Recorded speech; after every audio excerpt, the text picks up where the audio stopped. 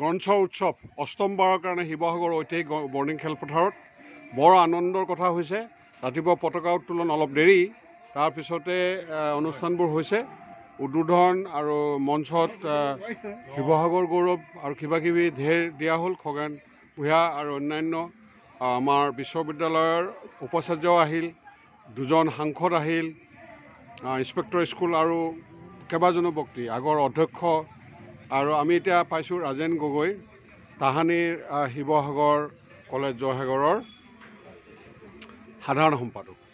আৰু ৰাজেন গগৈ এজন সমাজ সংস্কাৰক, সংগঠক, বহু কাম কৰিছে। আমি শুনিব পালোঁ যে এইবাৰ শিৱসাগৰ জিলা সাহিত্য সভাৰ সভাপতি পদৰ বাবেও তেখেতে আগবাঢ়ি আহিছে। আৰু এই বিষয়ত অতি চমুকৈ দুটামান বাক্য।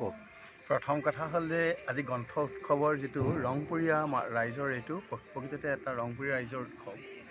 আমি সভ্যতাৰ এই খোজটোত আমি সকলোৱে যে আজি অষ্টম বছৰত ভৰি দিছোঁ, এইটো আমাৰ গৌৰৱপূৰ্ণ কথা। আমাৰ যি নতুন দুই এটা কথা ওলাইছে, এইটো সাধাৰণ কথা। অসম সাহিত্য সভাৰ লগত ছাত্ৰ অৱস্থাৰ পৰা জড়িত আছোঁ, সুদীৰ্ঘদিন কাম কৰিছোঁ। আমাৰ যিসকল সতীৰ্থ আছে, শাখাৰ সম্পাদকসকলে, জিলাৰ বিষয়ববীয়াসকলে মোক অনুৰোধ কৰিছে যে মই দায়িত্ব ল'লে জিলাখনত অলপ এটা সাংগঠনিক স্থিতি সবল হ'ব, আহিব লাগে। যদি তেখেতলোকে বিচাৰে মই আহিম।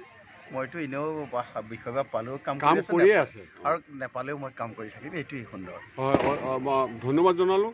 সুন্দৰ কথা, চমুকৈ হাতীত কি কয় ভুৰুকাত হাতী ভৰোৱা কথা। আমি আনন্দিত। ধন্যবাদ আৰু শুভেচ্ছা জনালোঁ।